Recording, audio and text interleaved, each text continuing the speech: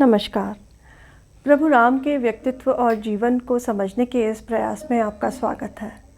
यह वार्तालाप श्रृंखला राम को जानने, समझने और मन में बसाने के लिए है।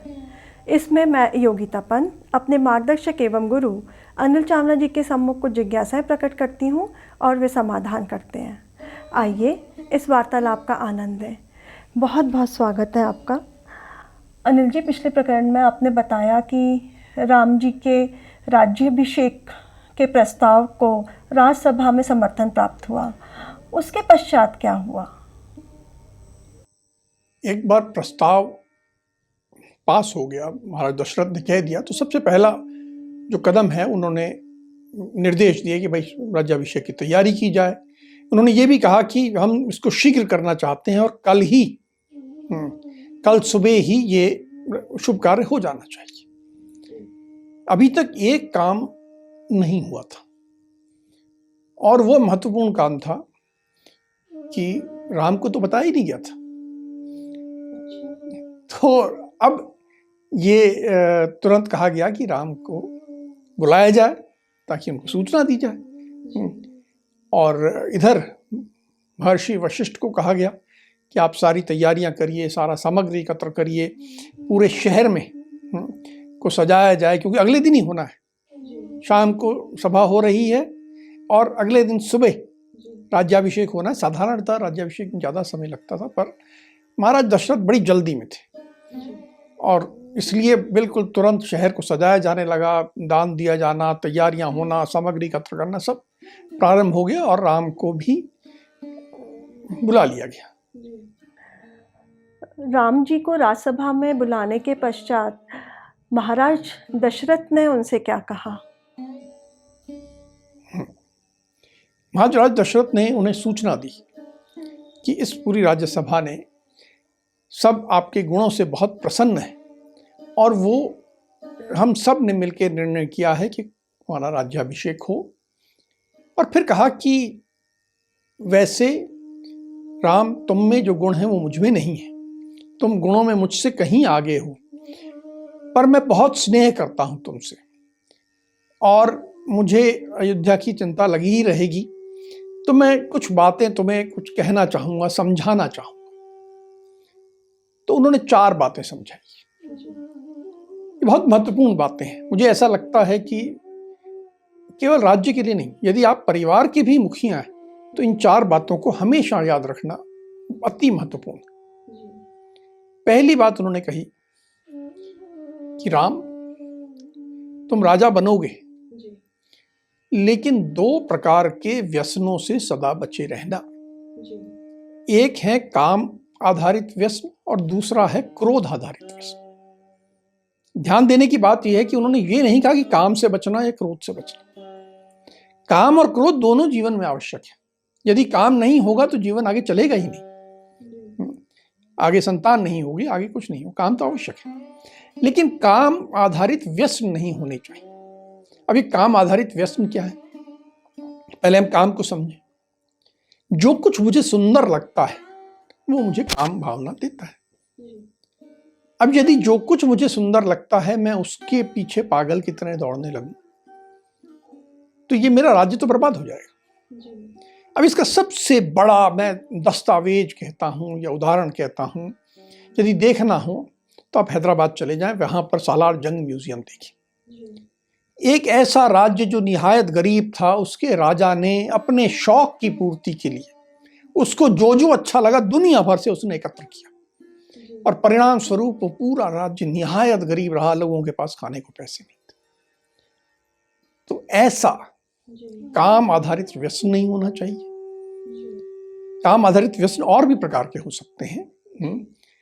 कोई अतिशय यौन में डूब सकता है, कोई और किसी ऐसे शौक जिसे कहते हैं उसमें डूब सकता है। ऐसा कुछ भी नहीं होना चाहिए।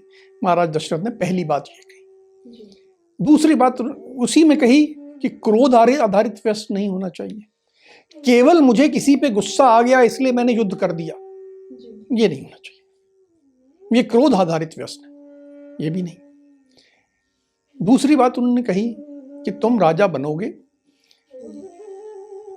प्रत्यक्ष वृत्ति से या परोक्ष वृत्ति से न्याय करना। इसका अर्थ क्या है? प्रत्यक्ष वृत्ति का मतलब होता है जो तुम्हारे सामने प्रमाण लाया जाए, तथ्य लाया जाए, उनके आधार पर न्याय करो।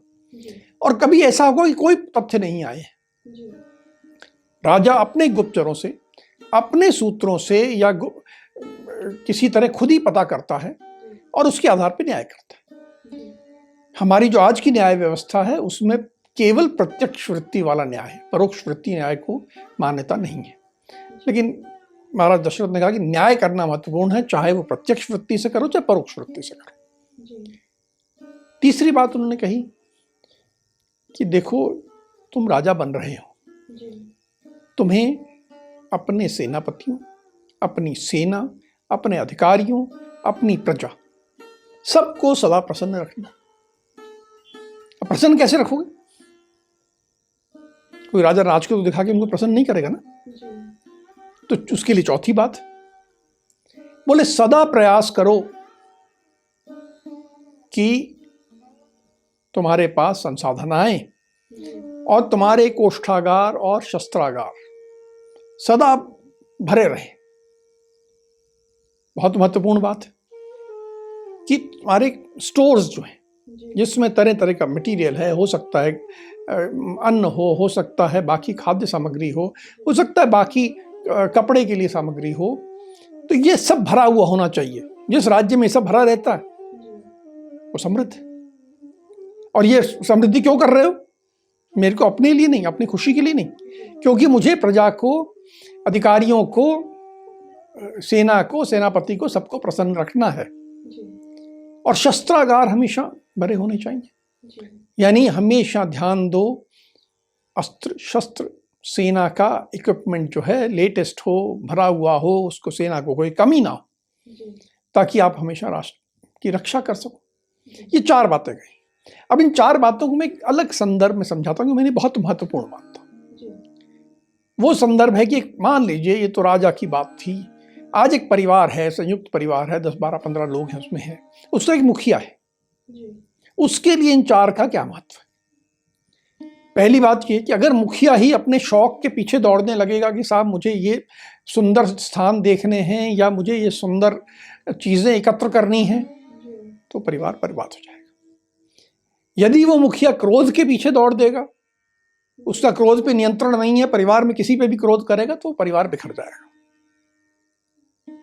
उसके बाद दूसरी बात, मुखिया यदि पक्षपातपूर्ण होगा, परिवार में 10 लोग हैं, मान लीजिए 2 बहुओं के बीच में झगड़ा हो रहा है या 2 भाइयों के बीच में हो रहा है या बच्चों के बीच में हो रहा है, अगर मुखिया के न्याय व्यवस्था से लोग परिवार का विश्वास हट जाएगा तो परिवार बिखर जाएगा। तो मुखिया को न्याय करना ही है। तीसरी बात, मुखिया का काम खुद को प्रसन्न रखना नहीं है। मुखिया बनना मतलब एक जिम्मेदारी है। मैं परिवार का मुखिया बना हूं, मुझे परिवार के हर व्यक्ति की जरूरतें पूरी करनी है, हर व्यक्ति को प्रसन्न रखना है। बिटिया बड़ी हो गई है, उसे कॉलेज में जाना, उसकी फीस की व्यवस्था भी मुझे ही करनी है। और बेटे को नई दुकान खोलनी है तो उसके लिए धन की व्यवस्था भी मुझे ही करनी है। तो अब ये सब करने के लिए महाराज दशरथ की चौथी बात कि संग्रह करो। अगर संग्रह नहीं होगा, धन नहीं होगा, तो सबकी जरूरतें पूरी कैसे होंगी? तो ये महाराज दशरथ की 4 सूत्र जो हैं, चाहे परिवार हो, चाहे कोई संगठन हो, चाहे कोई कंपनी हो, ये चारों लगातार महत्वपूर्ण है। महाराज दशरथ ने ये बातें तो कही सबके सामने। उसके बाद राम अपने कक्ष में चले गए। जैसे कक्ष में पहुंचे तो एक संदेशवाहक दौड़ता हुआ आया कि साहब महाराज ने आपको फिर बुलाया। या चकित रह गए, क्या हुआ? इस बार महाराज दशरथ ने राम से अकेले में मुलाकात की और कहा कि देखो बेटा, आजकल मैं बहुत परेशान हूं, मुझे रात में बड़े बुरे बुरे स्वप्न आते हैं। ज्योतिषियों के अनुसार मेरा जो जन्म नक्षत्र है उस पे सूर्य, मंगल और राहु तीनों ने उसको ग्रस्त कर लिया है। और ये जो स्थिति है ये बड़ी विकट स्थिति होती है। इसमें जिस राजा के ऊपर ऐसा बन जाए उस पर बड़ी भारी विपदा आती है, बहुत बड़ी कोई ना कोई आपद आती है।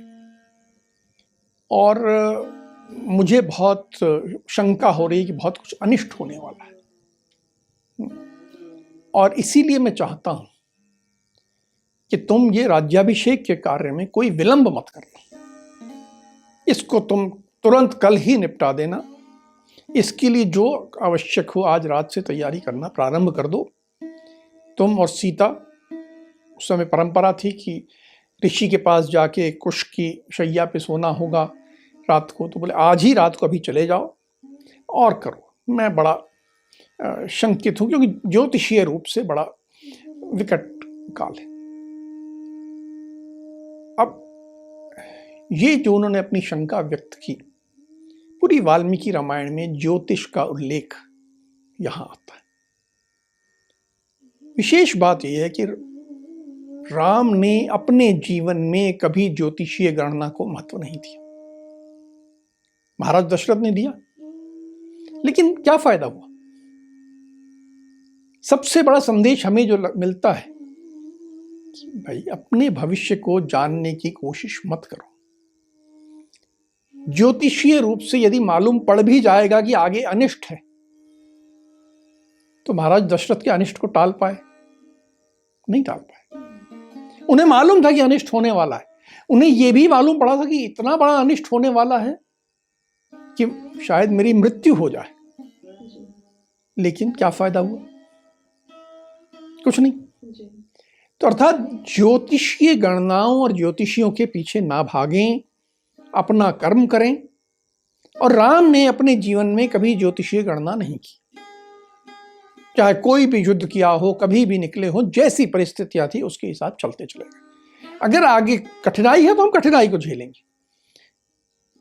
उसके कारण हम आशंकित हो जाएं, परेशान हो जाएं, अपने जीवन में कुछ निर्णय ले लें, नहीं, ये नहीं करना। खैर महाराज दशरथ ने किया, उन्होंने राम को बताया। उसके बाद राम वहां से निकले और स्वाभाविक था कि अब दो लोगों को ने यह सूचना देनी थी। एक अपनी पत्नी सीता को, क्योंकि राज्याभिषेक में सीता उनके साथ सहभागी थी, उनके साथ बैठे बिना तो राज्याभिषेक हो ही नहीं सकता था। और दूसरी अपनी माता कौशल्या को। पिता दशरथ से मिलने के बाद राम जी अपनी माता कौशल्या के पास भी गए होंगे। हाँ, अब यहां से निकल के महाराज दशरथ के पास से वे माता कौशल्या के पास गए। माता कौशल्या भावुक स्त्रियां होती हैं, बड़ा शुभ चाहती थी अपने पुत्र का। उन्हें नहीं मालूम था कि राज्याभिषेक होने का निर्णय हो चुका है। वे बैठी देवताओं से प्रार्थना कर रही थी कि देवगण मेरे बेटे का राज्याभिषेक हो जाए, ये शुभ कार्य हो। और उसी समय वहां पर लक्ष्मण और लक्ष्मण की माता भी आ गई। वहीं पे सीता को बुला लिया गया। तो सूचना दी। जब सूचना दी तो उस समय वहां पर लक्ष्मण भी उपस्थित थे। उनकी माता सुमित्रा भी थी। राम ने अपनी माता को तो सूचना दी, पर एक बहुत महत्वपूर्ण बात कही। उन्होंने लक्ष्मण से कहा कि ये जो मैं राज्याभिषेक करवा रहा हूं, अपने मन में ये मत लाना कि मैं अपने लिए कर रहा हूं। मैं इस राज्य का संचालन अपने आप नहीं कर सकता। तुम जो हो मेरी द्वितीय अंतरात्मा हो, और तुम और मेरे भाइयों को मिलके इस राज्य को चलाना है। और इसलिए मेरा राज्याभिषेक हो रहा है, तुम उससे अपने आप को अलग मत मानना। ये तुम्हारा और अन्य दोनों भाइयों का भी राज्याभिषेक है। इस बात को उन्होंने बड़ा रेखांकित करते हुए लक्ष्मण को भी बताया।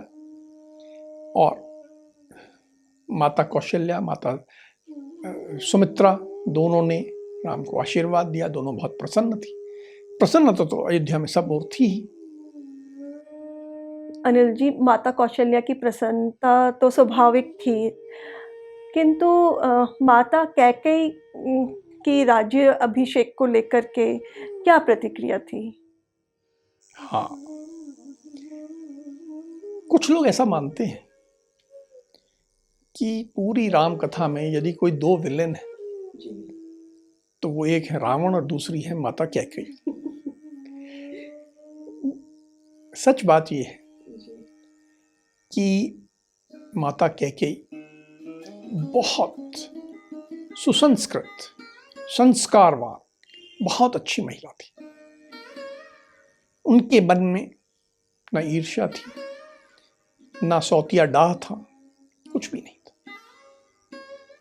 घटना जो हुई वो इस प्रकार थी कि उनकी एक दासी थी जिसका नाम था मंथरा। वो उन्हें बहुत प्रिय थी। मंथरा का जन्म कहाँ हुआ, कैसे हुआ, कौन उसके माता पिता थे, कोई नहीं जानता था। लेकिन मंथरा माता कैकेयी के साथ उनके मायके से आई थी और उन्हीं के साथ रहती थी, और वो दासी कम और सहेली ज्यादा बन गई थी। तो मंथरा को पता लगा, वो बाहर खड़ी थी, उसने देखा कि सब तरफ खुशियां मनाई जा रही हैं, सब और बड़ा आनंद का वातावरण अचानक हो गया है, पता नहीं क्या हुआ है। उसे राम की धाय मां दिखी। इस मंथरा ने उन राम की धाय मां से पूछा क्या हुआ है। मैं बताया ऐसा ऐसा हुआ है, राज्याभिषेक हो रहा है। ये अंदर आई, ने कैकेयी को उलाहना दिया कि अरे तू सोई हुई है और तेरा दुर्भाग्य का लिखा लिखा जा चुका है, तेरे को बर्बाद करने काम हो रहा है, तू तो बर्बाद होने वाली है। कैकेयी उठी, बोली तू इतनी क्रुद्ध क्यों है? बोले तुझे मालूम नहीं है, तू तो सोती रहती है, तुझे कुछ नहीं मालूम रहता है, तेरे नाक के नीचे से तेरे सब कुछ लुट रहा है। ऐसी बड़ी तीखे शब्दों में बोला। उसने कहा बता बात क्या है। बोले कुछ नहीं, तुम्हारे भरत का भाग्य अंधकार में जा चुका है और राम के राज्याभिषेक होने का निर्णय हो गया है। जैसे ये कहा तो माता कैकेयी को अत्यंत प्रसन्नता हुई। उसने कहा तूने तो बहुत अच्छी बात कर दी, रुक। और वो दौड़ के गई और घर में जो सबसे अच्छा आभूषण था वो लाके उन्होंने मंथरा को दिया कि तूने इतनी अच्छा समाचार सुनाया, ये आभूषण पहन ले। मंथरा ने कहा, क्योंकि बहुत मुंह लगी थी, कैसी मूर्ख है तू, तेरा भविष्य अंधकार में जा रहा है और तू ऐसा मेरे को आभूषण दे रही है, तू जानती नहीं तेरे साथ क्या हो रहा है। और बहुत जली कटी सुनाई। माता कैकेयी ने कहा नहीं, तुम गलत कह रही हो, मैंने कभी राम और भरत में अंतर नहीं किया। और सच बात यह भी है कि राम जितनी सेवा मेरी करता है उतनी अपनी माता कौशल्या की भी नहीं करता। राम के रहते मुझे चिंता क्या हो सकती है, वो तो सर्वगुण संपन्न है, बहुत अच्छा है, और इसीलिए मैं प्रसन्न हूं। और राम के रहते हुए तो भरत का भविष्य ज्यादा सुरक्षित है, इसमें कोई चिंता करने की आवश्यकता नहीं है। लेकिन मंथरा बोलती जा रही थी, उलाहने दिए जा रही थी, और धीरे धीरे धीरे कैकेयी का मन पलट गया। वो जितना ज्यादा राम के राज्याभिषेक पे प्रसन्न हो रही थी, धीरे धीरे इसने उसको कहा कि अरे तू तो दासी बन के रह जाएगी, कौशल्या तुझे दासी बना के अपने पांव दबवाएंगी, तू तो लाइन में खड़ी रहेगी और वो तुझे गालियां देंगी। भरत भी, उसकी हालत नौकर से ज्यादा नहीं होगी, शायद उसको निकाल ही दें देश से। इस तरह खूब जली कटी सुनाई। अब धीरे धीरे कैकेयी का मन परिवर्तित हो गया। उसने कहा हाँ शायद तो ठीक कह रही है, अब तो बता मैं क्या करूं। ये जो परिवर्तन हुआ, ये एक अच्छी स्त्री गलत रास्ते चली गई। इसके आगे की बात हम बाद में करेंगे, लेकिन एक बात समझे कि कैकेयी ने गलती क्या की। वो एक गलती जो हम लोग भी कई बार करते हैं, वो एक गलती क्या है कि हमें सलाह किससे लेनी चाहिए। हमारे शास्त्रों में लिखा है कि यदि कुछ भी करना हो तो आप सलाह लें विद्वानों से, वृद्धों से। वृद्ध अर्थात जो धर्म के मार्ग पे आगे विकसित हो चुके हैं, जिनकी समझदारी बहुत विकसित है, या ऐसे जो कि पढ़ने पढ़ाने का काम करते हैं। लेकिन कैकेयी ने सलाह किससे ली? एक सेविका से। ये गलती मैंने कई लोगों को करते देखा है। मैं एक मंत्री जी को जानता था जो कि बहुत महत्वपूर्ण बात, उनको कुछ उलझन होती थी तो अपने ड्राइवर से पूछ लेते थे, क्यों भाई बता, तेरे को ये करना चाहिए अपने को, और जो ड्राइवर ने कह दिया उसी अनुसार करते थे। कई बार आपको ऐसे लोग दिखेंगे, चाहे कंपनी डायरेक्टर हो, चाहे राजनीतिज्ञ हो, वो अपने स्टाफ के किसी पीए से, पीएस से, ऐसे लोगों से पूछेगी जो कि समझ में बहुत छोटे हैं। हमें ये ध्यान रखना होता है कि जो लोग हमारी सेवा में लगे हुए हैं, अच्छे लोग हैं, उनको मैं बुरा नहीं कहूँगा, हमें उनसे प्रेम पूर्वक व्यवहार करना, उनका ध्यान रखना है, उनकी को पूरा स्नेह देना है, लेकिन उन्हें सलाहकार नहीं बनाना है। और यदि हम ये गलती करेंगे तो हमारे सारे संस्कार समाप्त हो जाएंगे और हमारा वही हाल होगा जो माता कैकेयी को, कि सब कुछ अच्छे भाव होने के बावजूद कहीं ना कहीं वे बुरे भाव, ईर्ष्या, छोटा सोच, एक आज की भाषा में कहें तो नेगेटिव सोच, ये हम पर हावी हो जाएगी। ऐसे डर जो कि बहुत छोटे लोगों के मन में होते हैं, वो सारे डर आपके ऊपर हावी हो जाए। यानी एक सेविका एक महारानी को संचालित करने लगी और उससे अनर्थ हो गया। ये जो इस प्रकार का अनर्थ है हमारे जीवन में ना हो, इसलिए हमें ध्यान रखना चाहिए कि हमेशा अपने सलाहकार बहुत सोच समझ के चुने और हर किसी की सलाह ले ही ना। अगर कैकेयी उस समय कह देती कि ये तेरे बोलने का विषय नहीं है, तूने मुझे सूचना दे दी, अब तू चुप कर जा और मैं तुझे आगे बात नहीं सुन रही, मैं जा रही हूं, तो शायद आज कैकेयी को इतना बुरे दृष्टि से ना देखा जाता। हम भी यही अगर सीख लें तो हम अपने जीवन को सुधार सकते हैं। अब आज की चर्चा को हम यहीं विराम देते हैं। अगली कड़ी में राम जी के जीवन के कुछ अनछुए पहलुओं के साथ हम दोनों फिर उपस्थित होंगे। राम राम। राम राम।